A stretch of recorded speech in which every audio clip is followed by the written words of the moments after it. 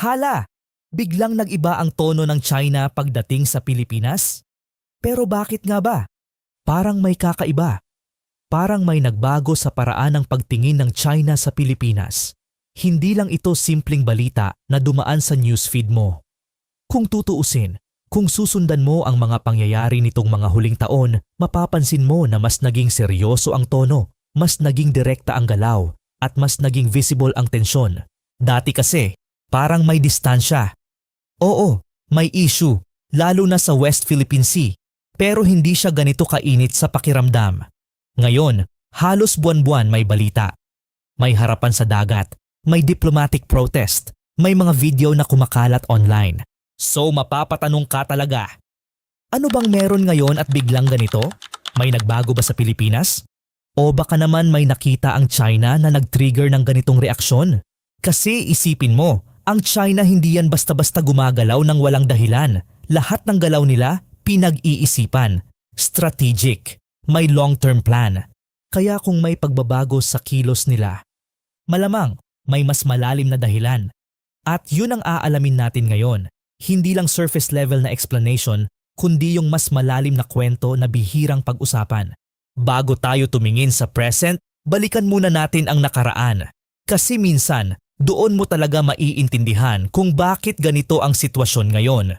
Ang relasyon ng Pilipinas at China, hindi yan bago. Sa totoo lang, daan-daang taon na ang koneksyon ng dalawang bansa. Noon pa man, may mga Chinese traders na dumadayo sa Pilipinas. Nagdadala sila ng mga produkto tulad ng seda, porselana at iba pang kalakal, kapalit ng lokal na yaman ng Pilipinas. Hindi lang kalakalan ang naipasa, pati kultura. Kaya nga hanggang ngayon, makikita mo ang impluwensya ng Chinese culture sa Pilipinas. Sa pagkain, sa negosyo, kahit sa pamilya. Pero syempre, habang tumatagal, nagbabago ang dynamics. Lalo na nung pumasok ang modernong panahon at nagkaroon na ng malinaw na boundaries ang mga bansa. Dito na pumasok ang problema. Yung mga isla sa West Philippine Sea na dati parang hindi masyadong pinapansin, biglang naging sentro ng usapan. Hindi lang dahil sa lupa, kundi dahil sa yaman na nakapaligid dito. Langis, isda at strategic location. At dito na nagsimula ang tensyon. Naalala mo ba yung panahon na parang mas tahimik ang lahat? Yung parang hindi ganito ka-aggressive ang mga balita? So ano ang nagbago mula noon hanggang ngayon? Ngayon, dahan-dahan nating tingnan ang isang malaking factor, ang Pilipinas mismo. Kasi kung tutuusin, hindi lang China ang nag-adjust, Pilipinas din. Sandali lang bago tayo magpatuloy. Kung nagugustuhan mo ang ganitong klaseng content, yung may malalim na kwento pero madaling sundan, please support the channel. Pindutin mo lang ang subscribe, tapos like at share mo na rin para mas marami pang makapanood. Malaking tulong yon para makagawa pa tayo ng mas maraming ganitong videos. Sige, tuloy na natin. Sa mga nakaraang taon, mas naging outspoken ang Pilipinas. Hindi na siya yung tipong tahimik lang kapag may issue. Mas pinapakita na ngayon kung ano talaga ang nangyayari sa dagat. Kung dati, maraming bagay ang hindi napapansin ng publiko, ngayon halos lahat documented. May video, may larawan, may official statements. At hindi lang yon, mas naging consistent ang presensya ng Pilipinas sa sarili nitong karagatan. Hindi na basta umaatras, hindi na basta nagpapabaya. Ngayon, isipin mo ito ng mabuti. Kung ikaw ang China at nakasanayan mo na medyo tahimik ang isang bansa, tapos bigla itong nagiging mas vocal, mas visible, at mas firm sa stance. Hindi ka ba mapapaisip? Hindi ka ba magtataka kung bakit nagbago? At higit sa lahat, hindi ka ba magre-react? Kasi sa international stage, bawat galaw may epekto. Walang small move. Lahat may ibig sabihin. Kaya posibleng ang nakikita natin ngayon ay hindi lang simpleng conflict, kundi reaksyon sa pagbabago ng Pilipinas. Ngayon, pag-usapan natin yung pinaka-importante sa lahat. Ito yung hindi pwedeng i-ignore. Ito yung posibleng dahilan kung bakit mas naging seryoso ang China. At ito ay ang mga kakampi ng Pilipinas.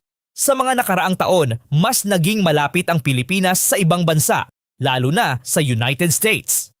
Hindi na ito lihim. Kita ito sa mga joint exercises, sa mga kasunduan at sa mga base na pinapayagang gamitin. Habang tumitindi ang kooperasyon na ito, mas nagiging malinaw na hindi nag-iisa ang Pilipinas. Ngayon, ilagay mo ang sarili mo sa posisyon ng China. Kung ikaw ang isang malaking bansa na gustong palakasin ang impluwensya mo sa isang rehiyon, tapos may isang bansa na unti-unting lumalapit sa mga hindi mo kakampi, ano ang magiging reaksyon mo? Magiging kalmado ka ba? O magiging mas alerto, mas maingat at baka mas aggressive? Kasi hindi lang ito tungkol sa Pilipinas.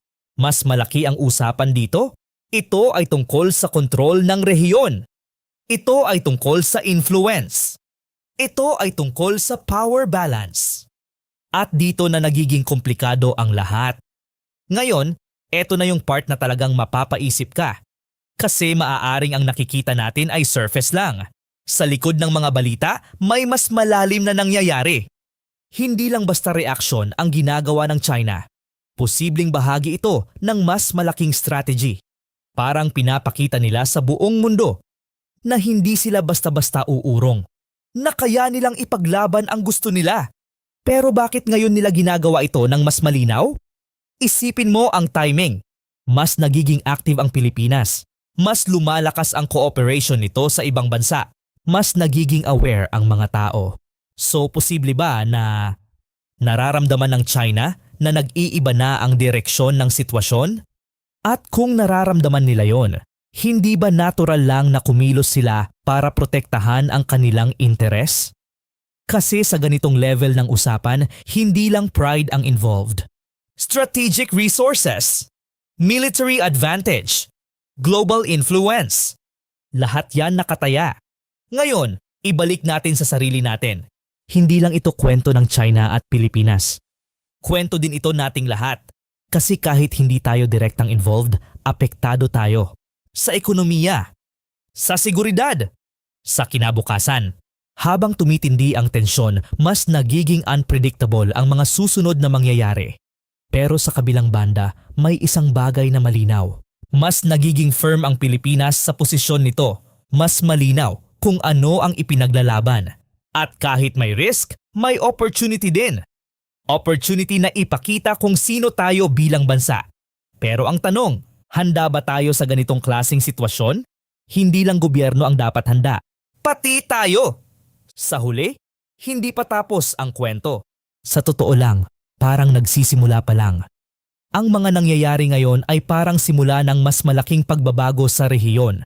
At habang tumatagal, mas magiging malinaw kung saan papunta ang lahat. Pero isang bagay ang hindi na maikakaila. May nagbago. At hindi ito maliit na pagbabago na pwedeng balewalain. So ngayon, gusto kitang iwanan sa isang tanong na pag-iisipan mo talaga. Kung ikaw ang nasa posisyon ng Pilipinas, anong gagawin mo sa ganitong sitwasyon? Mananatili ka bang matatag? O maghahanap ka ng ibang paraan para maiwasan ang tensyon? Kasi sa dulo ng lahat, ito ay hindi lang laban ng mga bansa. Ito ay kwento ng direksyon, ng kinabukasan, at ng kung ano ang pipiliin nating maging. At kung umabot ka hanggang dulo, maraming salamat sa panonood. Kung may natutunan ka o napaisip ka sa video na ito, huwag mong kalimutang i-like at i-share para mas marami pang makakita. At kung hindi ka pa nakasubscribe, ngayon na yung perfect time para pindutin mo na yan. Suportahan mo ang channel para tuloy-tuloy lang tayo sa paggawa ng mga ganitong kwento. Kita-kits ulit sa susunod.